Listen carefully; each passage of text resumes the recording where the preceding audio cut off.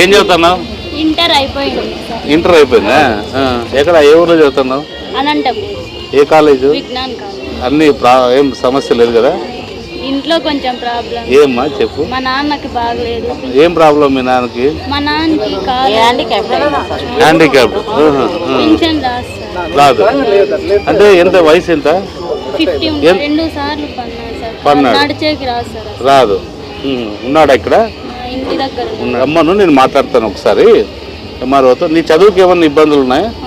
1 year ఇంట్లో ఉన్నాను. అవునా? ఎందుకు ఫీజు కట్టలేక? ఎంత ఫీజు? 20 సార్. ఇప్పుడు కట్టినావా? లేదు సార్, ఇప్పుడు జాయిన్ అవుతాను. ఇప్పుడు జాయిన్ అంటే డబ్బులు లేక కట్టలేదు నువ్వు? ఎక్కడ? ఎస్ఎస్బిఎన్లో రిజిస్ట్రేషన్ చేసినావు.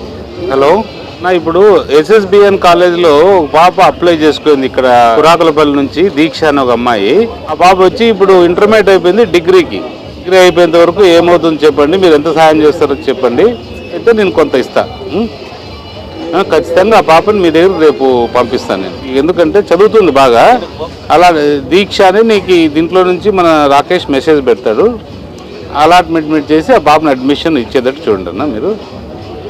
Right, thank you. డీటెయిల్స్ చెప్పు. 7989. ధైర్యంగా ఉండు, నువ్వేం అధైర్యపడద్దు. College admission చేపిస్తాము. దాంతోపాటు నీకు ఒక 4 డ్రెస్సులు బాగా నీకు మంచి డ్రెస్సులు ఇప్పిస్తాను నేనే. ధైర్యంగా ఉండు. ఓకే.